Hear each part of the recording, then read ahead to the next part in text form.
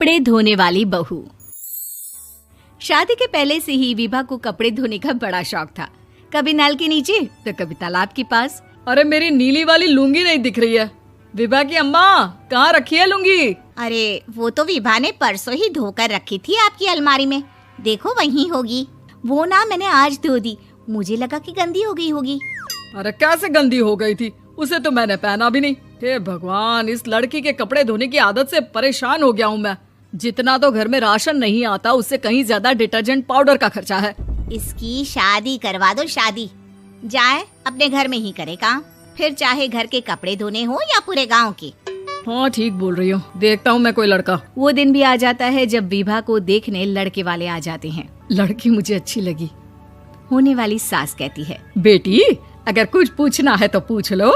वैसे तो हमारी लड़की बहुत ही शर्मीली है, जो बोल दो वो मान लेती है, इसे क्या पूछना होगा। अरे कैसी बात कर रही हो माँ, मुझे इन लोगों के घर रहना है, सवाल तो कई है। हाँ हाँ बेटा, पूछ लो ना, क्या पूछना है। आप लोगों के घर कपड़े कौन धोता है? सास का मुंह बन जाता है। देखो, अगर तुम ये कहना चाहती हो कि तुम्हें कपड़े धोने नहीं आते तो सुन लो, कपड़े मैं ही धोती हूँ, लेकिन तुम्हारे आ जाने के बाद मैं रुमाल तक नहीं धोऊंगी। अरे चुप रहना भाग्यवान, बहू बेचारी घर आई नहीं, उसे डराना शुरू कर दिया। वो क्या है ना बिटिया, अभी तक तो ये कल्लू की माँ ही धोती थी, लेकिन अब तुम्हारे पापा तो दहेज में वॉशिंग मशीन देंगे ही। तभी विभा की माँ बोल पड़ती है, सवाल भी पूछा तो क्या। वैसे भाई साहब, मशीन की तो फिर भी कपड़े धोने की कैपेसिटी होती है। मतलब जो बिटिया दे रहे हैं ना विभा, इसे कपड़े धोने का बहुत शौक है। ये आप लोगों के क्या, आस पड़ोस गांव मोहल्ले सबके कपड़े धो दे और उफ तक ना करे। बाहर देखा नहीं आपने कितने कपड़े सूख रहे हैं? सब हमारी बिटिया ने ही तो धोए हैं। बस भी करो ना माँ, शर्म आ रही इतनी तारीफ सुनकर। और तो और एक दाग निकाल कर दिखाओ तो मान जाओ। हाँ अच्छा अच्छा, माफ करना बेटा, मैंने गलत समझा।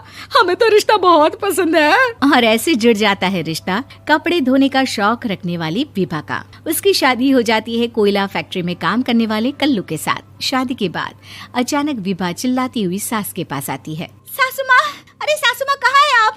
ये तो धोखा है, धोखा दिया आप लोगों ने मुझे। इसे ससुर के चक्कर के बारे में पता चल गया। अरे तो उसमें तुझे क्यों धोखा मिला है? अरे नल में पानी नहीं आता, कपड़े कैसे कब धुलेंगे? अच्छा अच्छा, तू पानी नहीं आ रहा उसकी बात कर रही है। तो आपने क्या सोचा?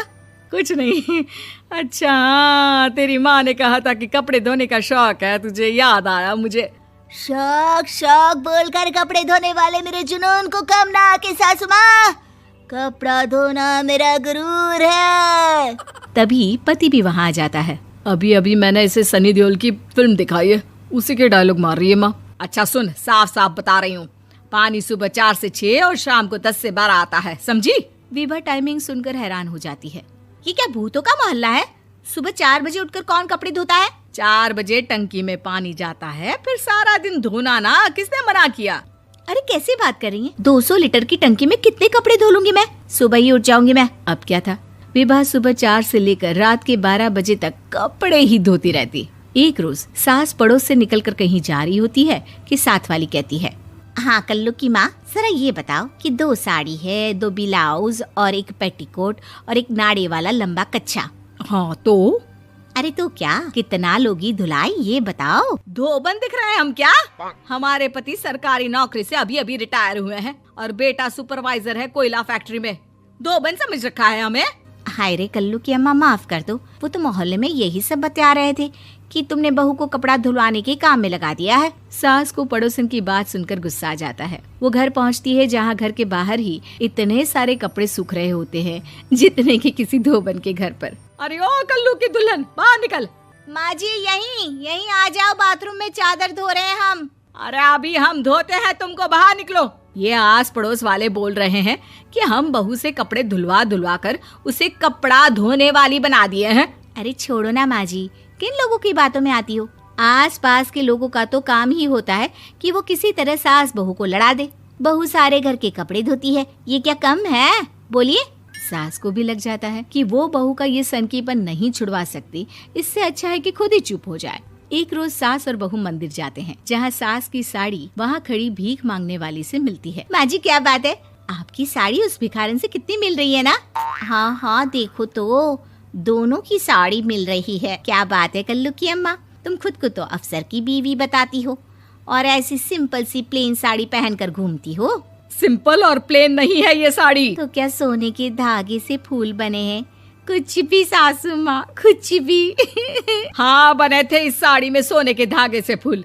मेरे पति लेकर आए थे मद्रास से स्पेशली मेरे लिए 10,000 की।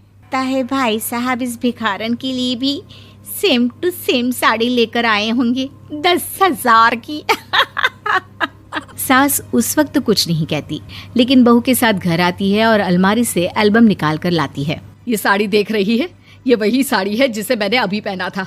इस साड़ी में ये जो चमकदार फूल दिख रहे हैं ना, ये सोने के धागों से काढ़े गए हैं। लेकिन तू लोकल वॉशिंग मशीन ब्रश से घिस घिस कर सारे फूलों को निकाल कर साड़ी प्लेन कर दी। मुझे माफ कर दीजिए सासू माँ। और तो और, जब मैंने तुझे तेरी गलती के लिए कुछ नहीं कहा, लेकिन तूने तो सबके सामने मेरा मजाक ही बना दिया। क्यों? बहू को समझ में आ जाता है कि अब से उसका कपड़े धोना बंद।